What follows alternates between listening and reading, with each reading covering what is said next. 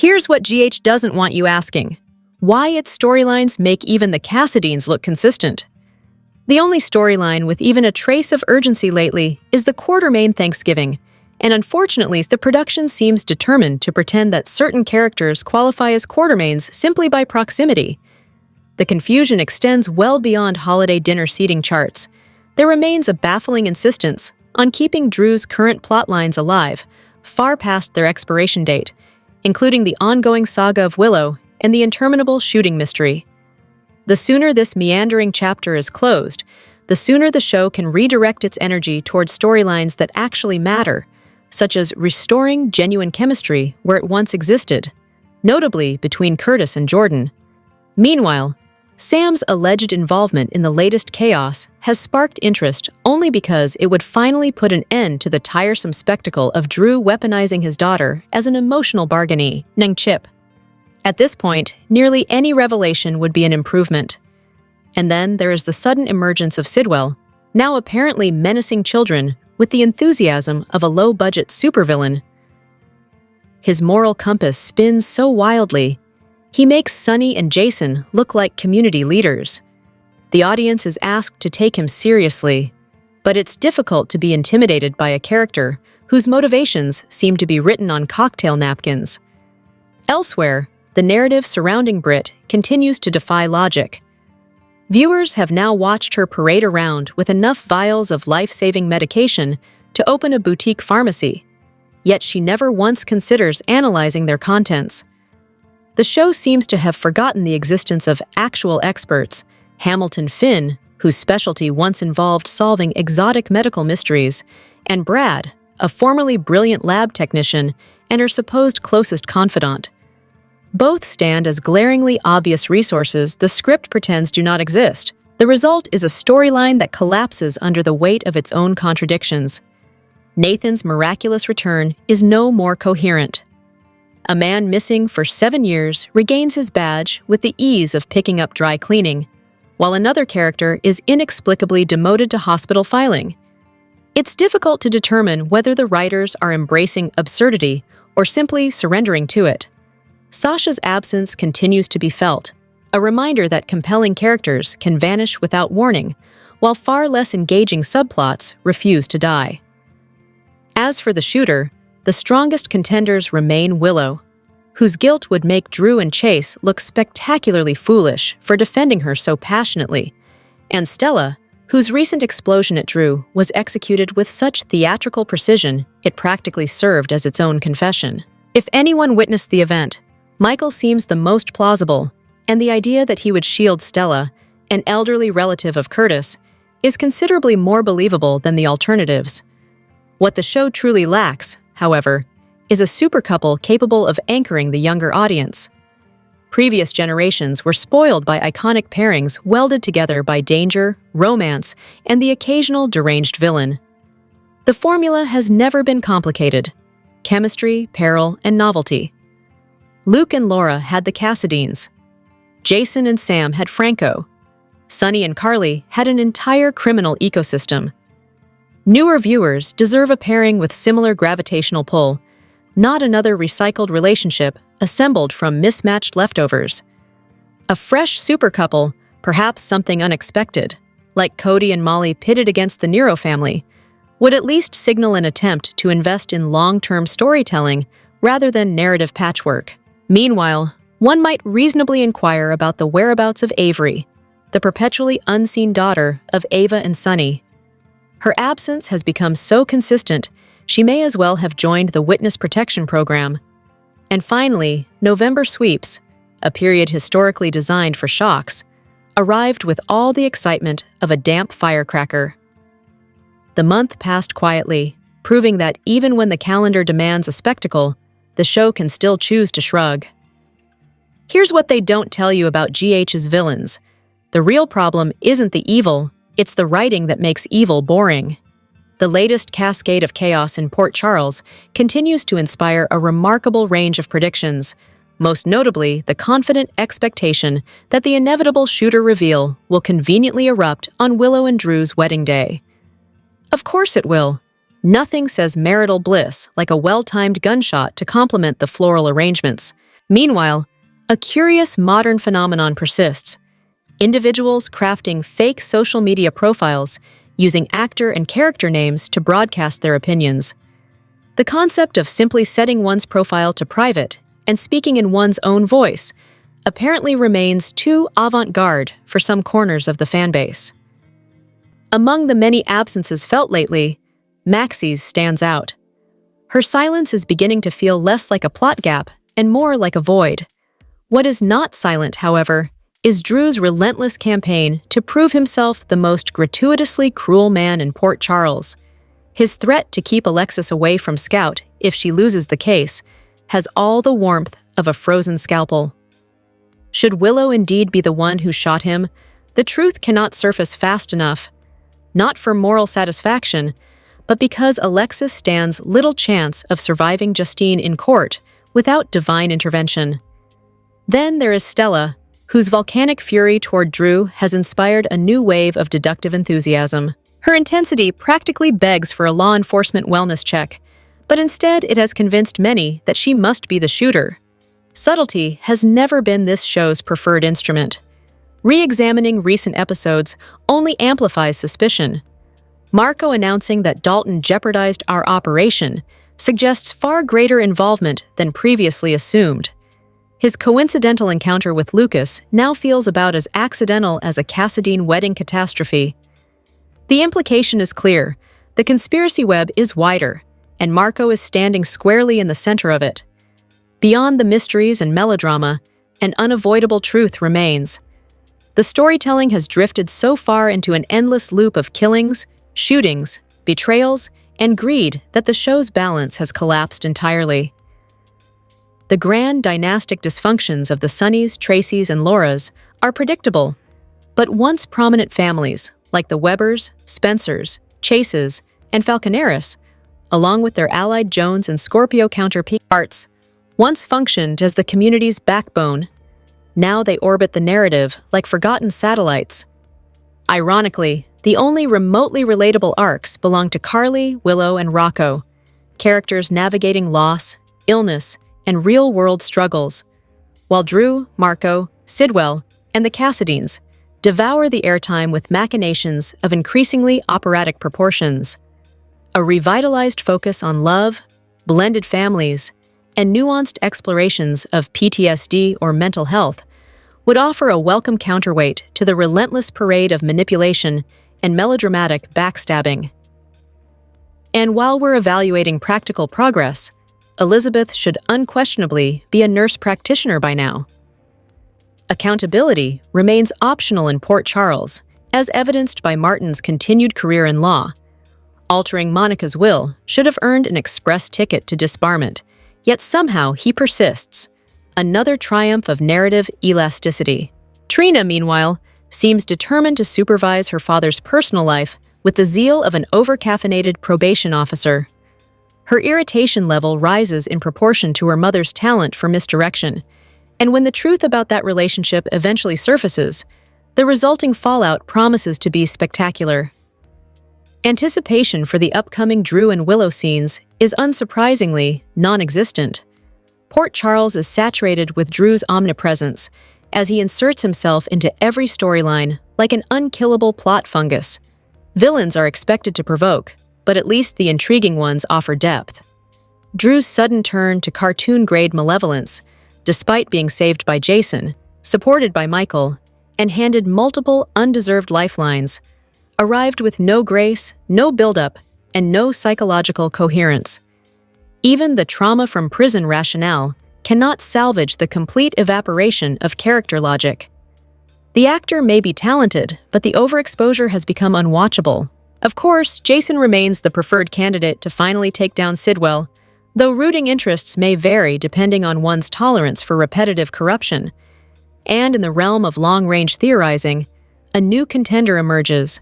The notion that Cyrus, once thought neutralized by Joss's shooting and Brennan's cover-up, may still be alive, secretly orchestrating Sidwell's every move while carrying on the spiritual legacy of Cesar Faison.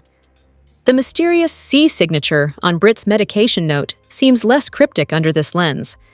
Cyrus loathes Sonny, was ostracized by Laura, and possesses precisely the grudge-fueled ambition required to resurrect an operation of villainous grandeur. In summary, Port Charles is drowning in violence, contradictions, and character distortions while fans cling to the hope of restored balance, coherent motivations, and the occasional moment of humanity. Until then, viewers remain locked in a cycle of theories, suspicions, and wishful thinking, because someone has to impose logic where the writers clearly will not. Here's what they don't tell you about the chaos-destroying General Hospital. The adults are the real disaster, not the villains. General Hospital now offers the curious experience of being a soap named after a location it barely visits. The show's adults are far too busy sinking Port Charles under layers of melodramatic turmoil to so much as let the children appear, let alone exchange letters to Santa for a fleeting moment of peace. Donna, James, and the rest of the younger cast might as well be imaginary friends at this point.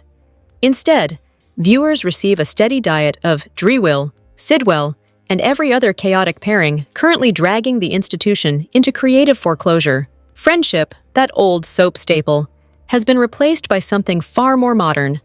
Alliances as flimsy and disloyal as the current Nina-Portia détente. Meanwhile, Elizabeth has taken it upon herself to serve as moral consultant to Michael, urging him to hand over access to his children as though offering them up to Drew were a reasonable alternative to marriage. The implication: better to tether oneself legally to a walking red flag than to jeopardize the kids by proximity to him. This remarkable logic raises an obvious question. How might Elizabeth react if she discovered Willow engaging in the kind of manipulative cruelty once inflicted on Sasha, complete with infant-related torment?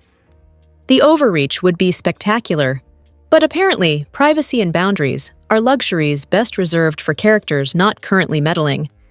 Elsewhere, Anna has vanished on behalf of an agency she no longer belongs to. An impressive trick, even by soap standards.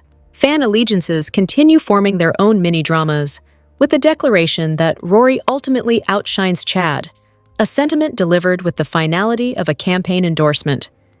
Then comes the grand conspiracy speculation, Brennan potentially engineering Joss's shooting of Cyrus to usher her into the WSB, whisking Cyrus away before anyone noticed his pulse still functioned. The ominous C on Britt's medication card is cited like a coded signature from a shadow organization.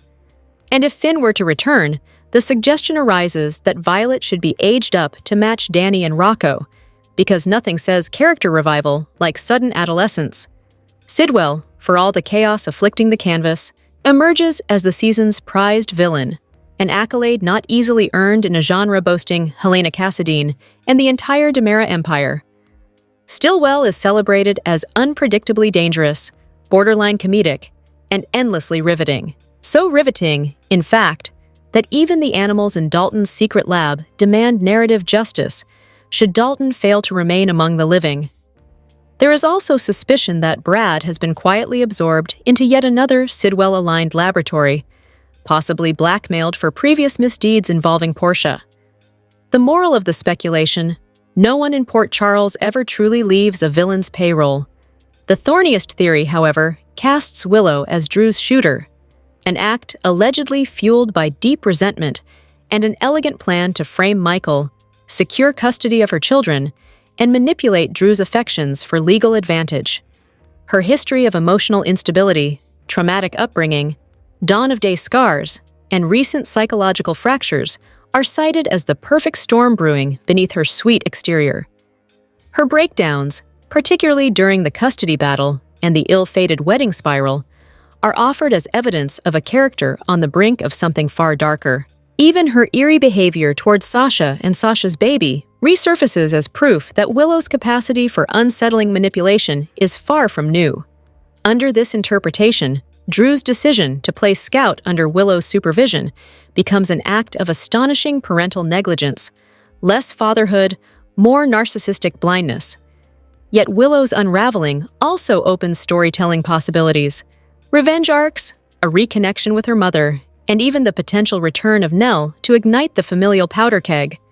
For once, the show could elevate Willow beyond the perennial pedestal of innocence, allowing the fractures in her psyche to propel her into a richer, more compelling narrative, In short, Port Charles is overflowing with chaos, contradictions, and characters making catastrophically poor decisions. What it lacks, aside from a functioning hospital, is clarity, loyalty, and even a sliver of calm. Perhaps the children will eventually reappear to restore a little sanity. Until then, the adults seem determined to run the place straight into the ground with admirable enthusiasm. Here's what no one wants to admit about Willow Drew and this entire tangled mess of a storyline. Liesel's sudden crusade to nudge Willow toward forgiving Nina would be far more convincing if she applied that same sage wisdom to herself, and perhaps to Britt as well. But self-reflection rarely thrives in Port Charles, a town that treats accountability like an optional accessory. Meanwhile, the show clings so tightly to its current storylines that viewers might start drafting their own resurrection wish list.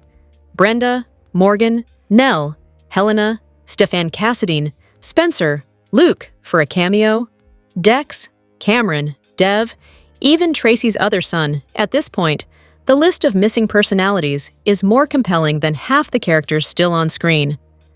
The Drew Willow saga, however, remains the true masterclass in exasperation. Willow's attempt to marry him, again, suggests a scheme lurking beneath that impossiculately calm exterior. Drew, for his part, radiates a level of desperation that practically begs for a script overhaul long past due, and one wonders how Willow manages such selective memory. At their first ill-fated ceremony, Drew confessed what he'd done to Wiley. Yet somehow she still imagines herself a candidate for sole custody. Some mother indeed. The fatigue surrounding these two is so widespread it could register as a town-wide medical condition. Other relationships that deserved preservation, like the once promising father-daughter bond between Trina and Taggart, have been swept aside with equally baffling decision-making. And as ever, the show's universe brims with theories. Nathan is Nathan, unless he's a reprogrammed Nathan who forgot his mission in a car crash. Or perhaps Stella tried to stop Drew, but simply wouldn't have mourned if the intervention turned fatal. The amnesia plotlines grow more intricate by the hour, yet somehow the most suspicious detail remains the simplest one: Nathan's absolute lack of curiosity about the missing 7 years of his life.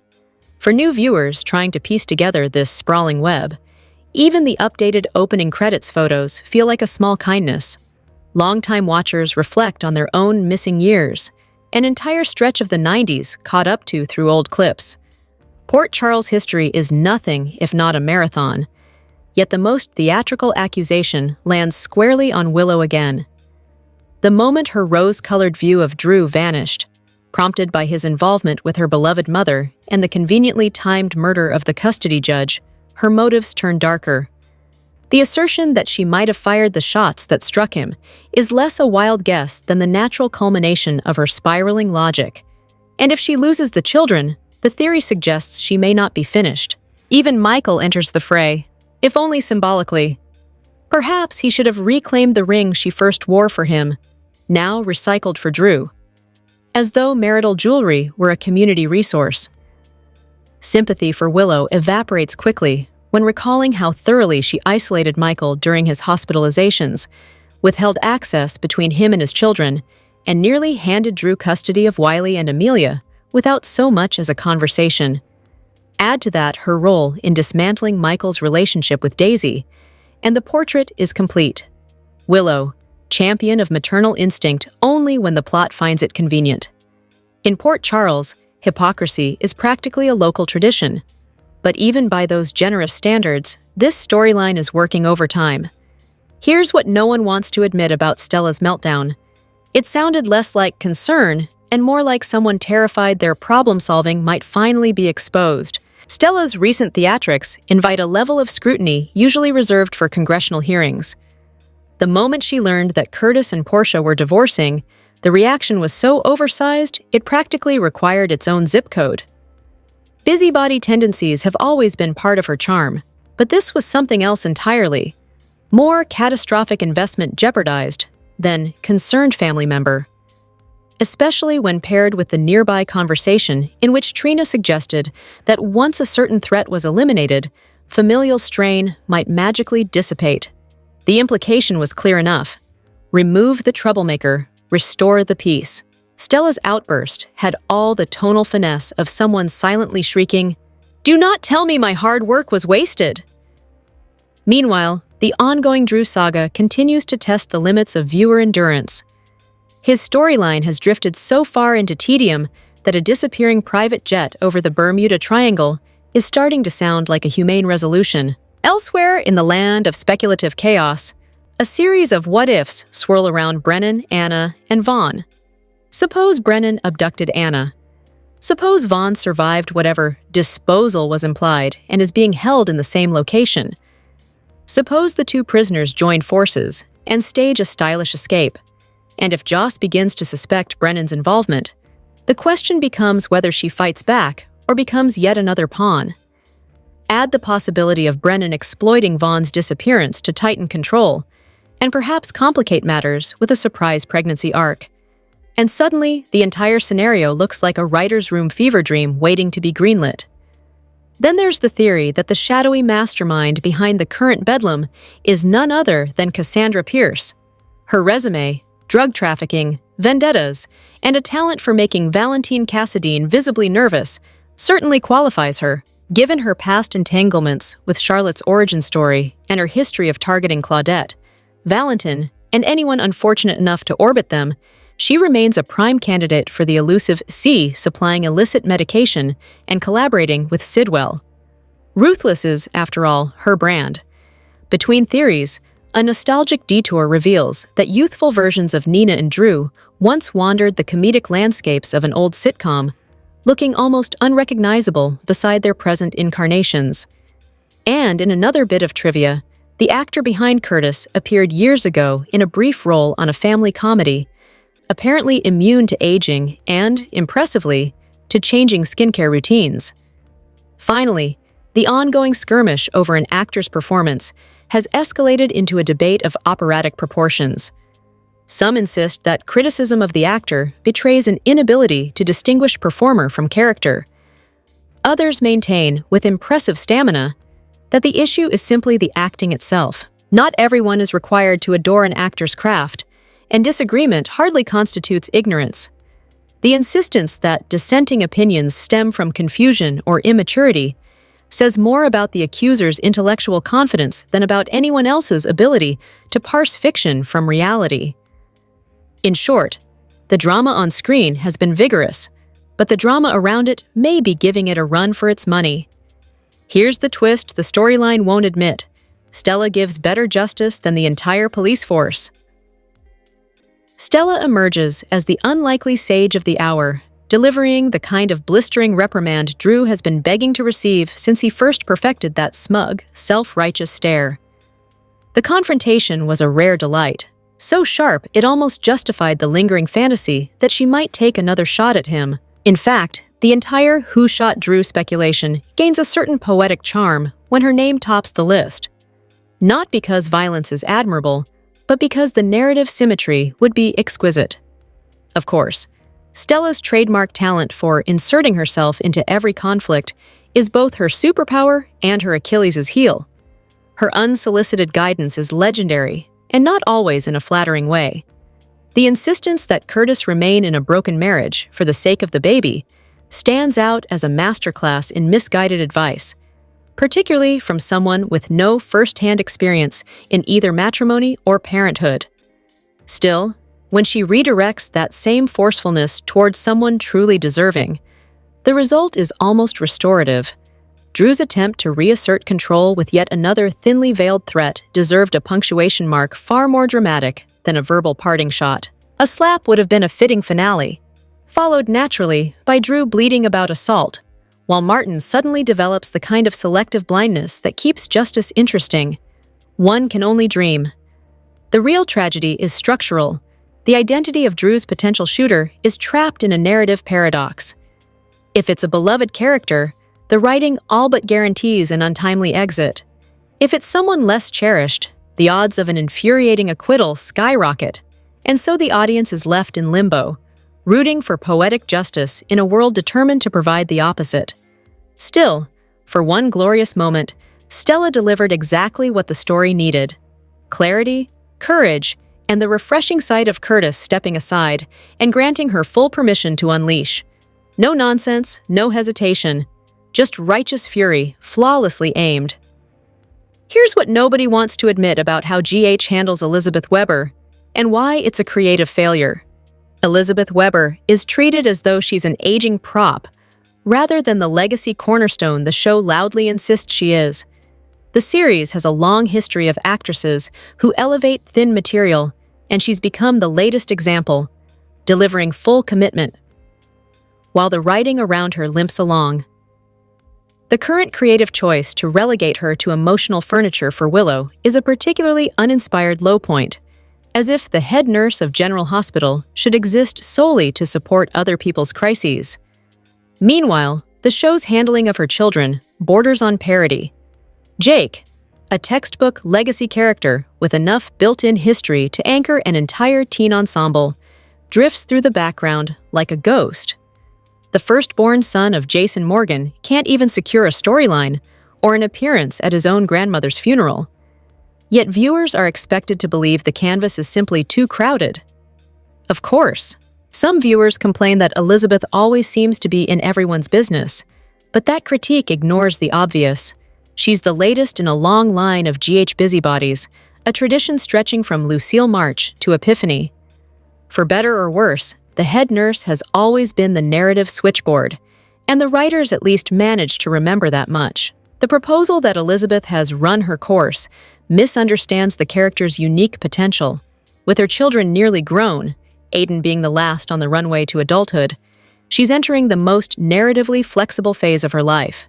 The show is sitting on a gold mine, a woman who built the white picket fence future only to have it ripped away by Franco's murder, now forced to redefine herself without the constant gravitational pull of motherhood. That blank slate should be liberating. The possibilities are endless. Pairing her with Michael could easily produce rich, trauma-layered storytelling. Two people confronting loneliness, PTSD, and buried wounds, much to Willow's inevitable displeasure. A connection with Nathan could trigger a different brand of chaos, dragging Britt and eventually Maxie into the fray. She could face a major illness without wanting to burden her nearly adult children.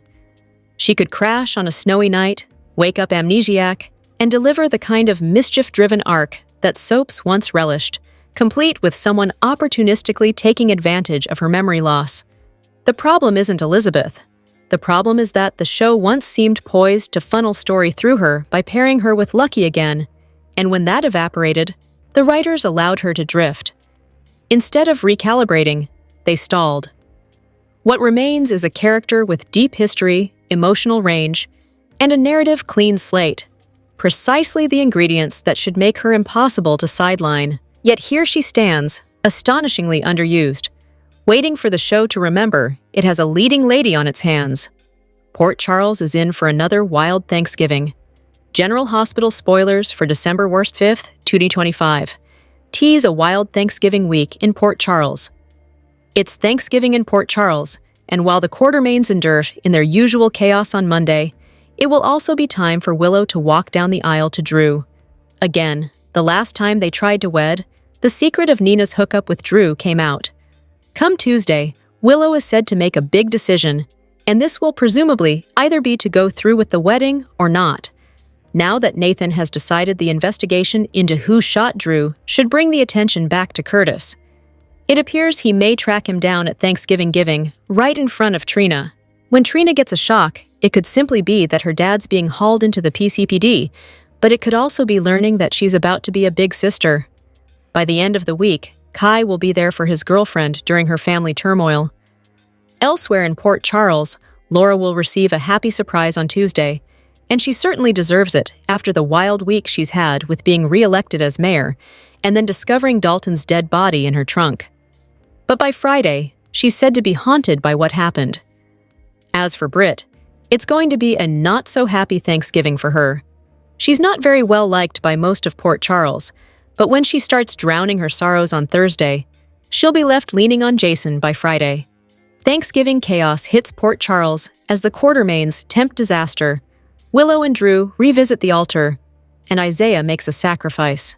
The General Hospital spoilers for Monday, December 1st focus on the Thanksgiving holiday.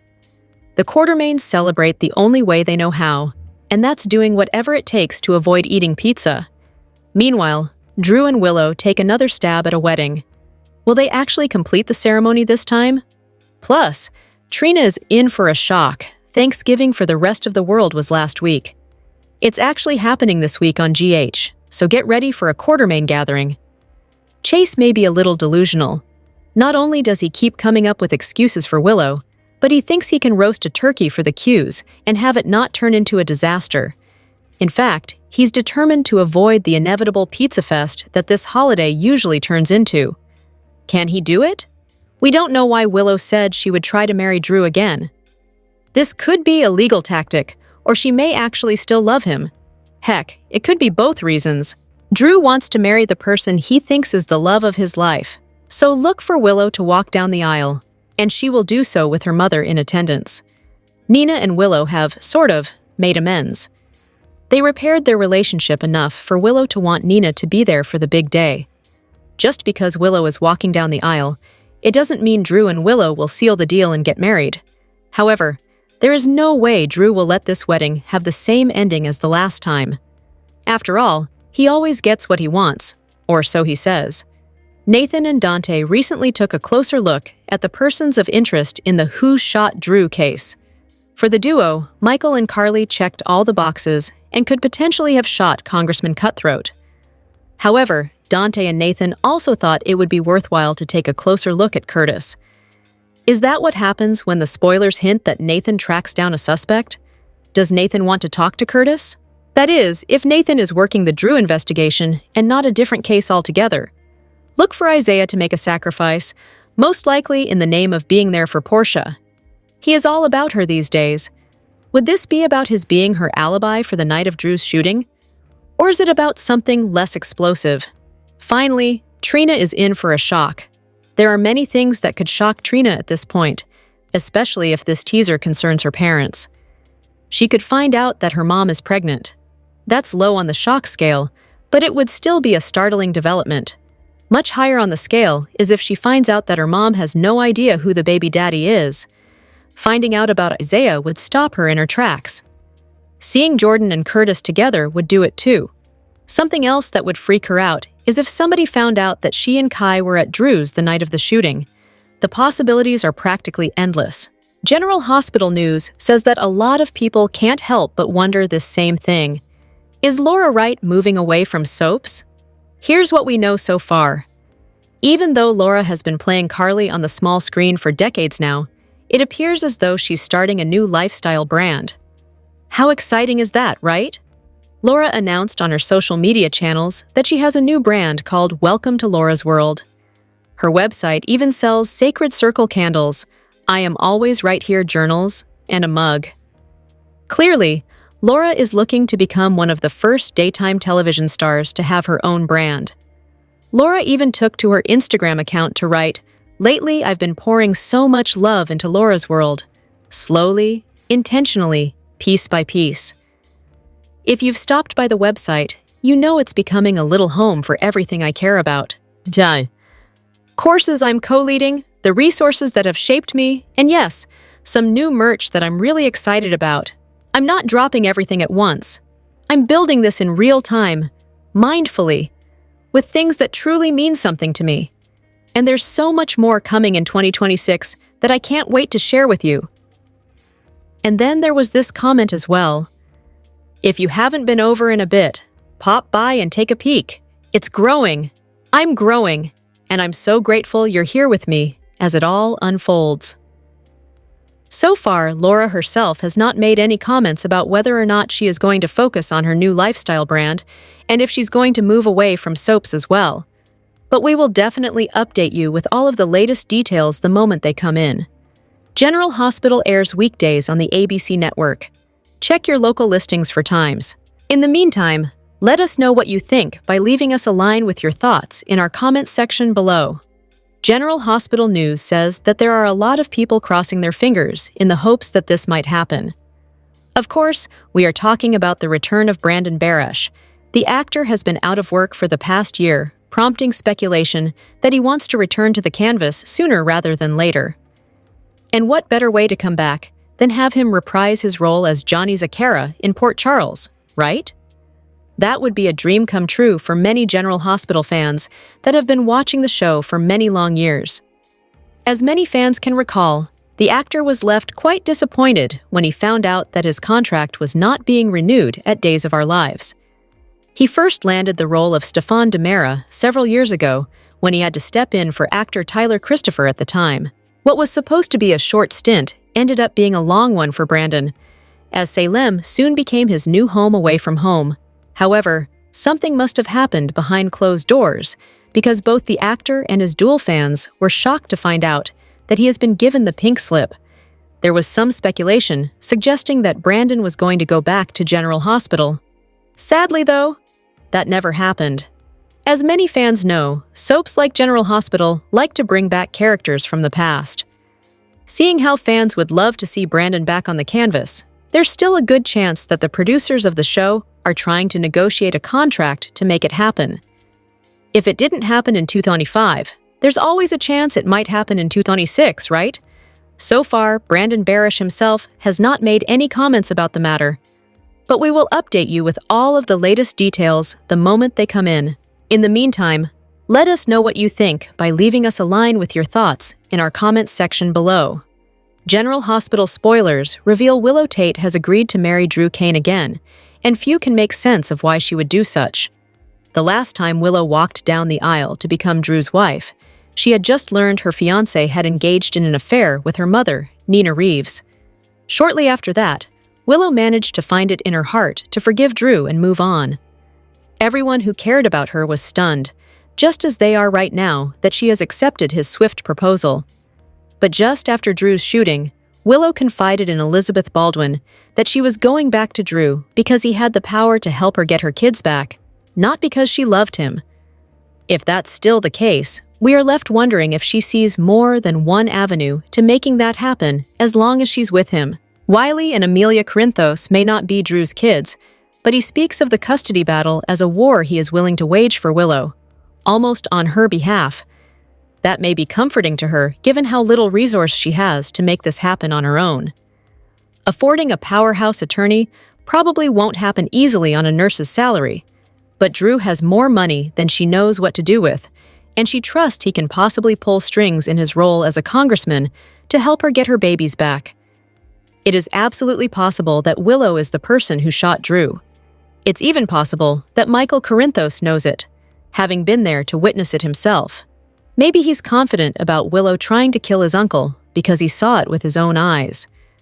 If that's the case, and if Willow isn't completely out to lunch and remembers it, then it would benefit her to stay close to Drew and the PCPD's case on who shot him. It would make more sense to paint herself as the girlfriend, fiancé, or wife than as the ex of any of those things. Willow knows that most of Drew's power lies with the fact that he can pay off judges and sway jurors with his bank account. But that money isn't within her reach until she is Mrs. Drew Kane. So marrying him could be a means to dip into his wealth so that she can really go toe-to-toe with Michael's high-priced attorney and have a fairer fight for custody. Otherwise, she's not likely to ever get a fair shake on visitation, much less anything else. Is it possible that Willow is choosing the lesser of evils that will benefit her more in the long run if she sucks it up now? General Hospital spoilers suggest Ned Quartermain fell to the ground outside Bobby's while having a heart attack, and that was over a full week ago. Since then, we've heard almost nothing about it, nor have we seen Ned, Olivia Quartermain, or Tracy Quartermain. When Ned clutched his chest and fell, Drew Kane bore witness to it and laughed at him as he hobbled away with his cane. Gio stepped in just in time alongside Britt Westbourne to save Ned's life, and Olivia couldn't have been more grateful. But where is she now? How is Ned doing? Why is all of this happening off-screen? The fans feared the worst when watching Ned reach for his heart and fall to the ground. As Britt warned this kind of widowmaker heart attack could be fatal, we held our breath waiting for Dr. Portia Robinson to confirm it. Ned needed immediate bypass surgery to have any shot at getting through this. We were left hanging without so much as a scene where Olivia stepped in to see him before they wheeled him off to surgery. We expected that Tracy would have been called on-screen, even if Elliot couldn't return from vacation to be visible. Regardless, It was poor timing to give Ned a heart attack when his mother wasn't in town. That would have been a killer moment for the newest family matriarch to shine. Brooke Lynn relayed this week that her dad is doing well. That's the first we're hearing of it, and it just feels off. Just to recap, this heart attack scenario began on November 10th. As it played out 2 weeks back, he was going to need surgery. Last week, we saw zero new details on Ned. We were hoping the writers would give us a better update this week, given that we only had 3 episodes because of Thanksgiving preemptions. Nope. Just a few words from Brooke Lynn to say he's recovering. That was a rather dramatic scene between Drew and Ned. And at the hospital afterward, where Giovanni Gio Palmieri grew concerned about his grandpa. He could have rallied with Olivia, Brooke Lynn, and the rest of the family. This could have been a great way to show the dynamic with Gio was changing. Can the writers just not keep up? Are they forgetting their own storylines or struggling to weave one into another? Maybe so, but this one seems so simple.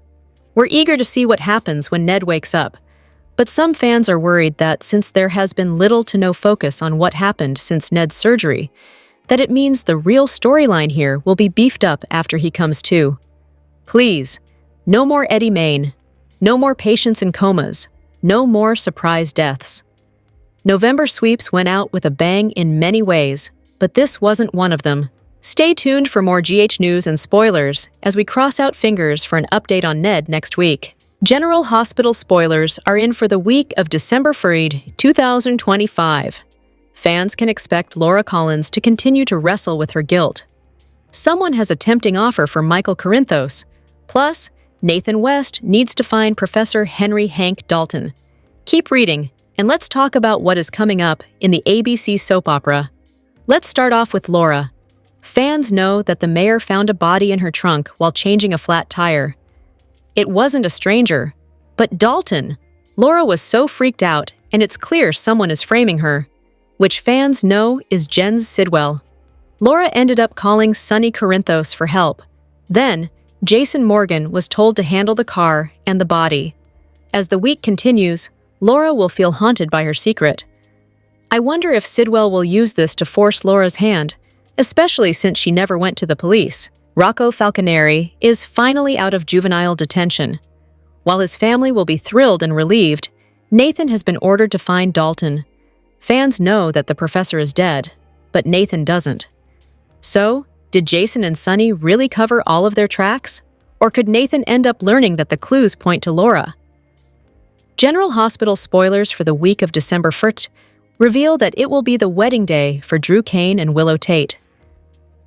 However, in a preview clip for Monday, Drew is all excited while Willow doesn't seem to be enthused. The bride is getting cold feet and could be considering the consequences of her decision. Nina Reeves suggests they leave Drew's house right now. However, will the bride take her mother up on her offer? Fans can also expect Portia Robinson to get a happy surprise. Isaiah Gannon shows up to help the doctor out. Meanwhile, Trina Robinson reacts to learning some shocking news. Later in the week, she will get support from Kai Taylor. Fans will see how the turkey comes out at the Quartermain mansion. Chances are that the turkey curse strikes again.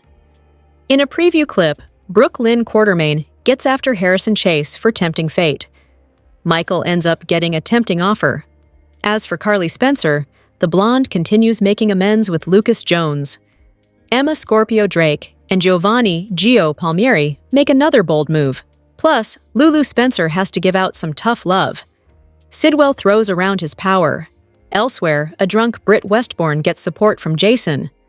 Also, Molly Lansing Davis ends up feeling stung. Which storyline are you looking forward to seeing the most during the week of December 1st, 25? It looks like they are still going as strong as ever before, and that's regardless of who is in the cast or who is even in the storylines for that matter. Clearly, we are talking about everyone's favorite ABC soap, General Hospital. It was rumored about a year ago that the soap would hit a ratings slumps, all because of one reason. The writers decided to kill off Sam McCall.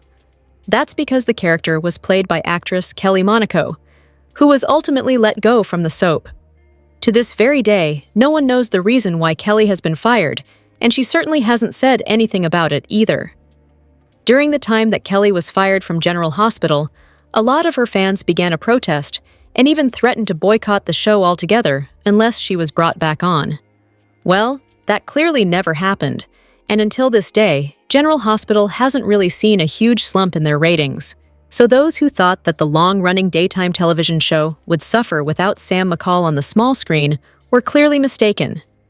Now, as far as whether or not Sam McCall will ever come back to Port Charles remains to be seen. By now, it's safe to say that Kelly Monaco won't be returning to the show, which can only mean that Sam would have to be recast by another actress.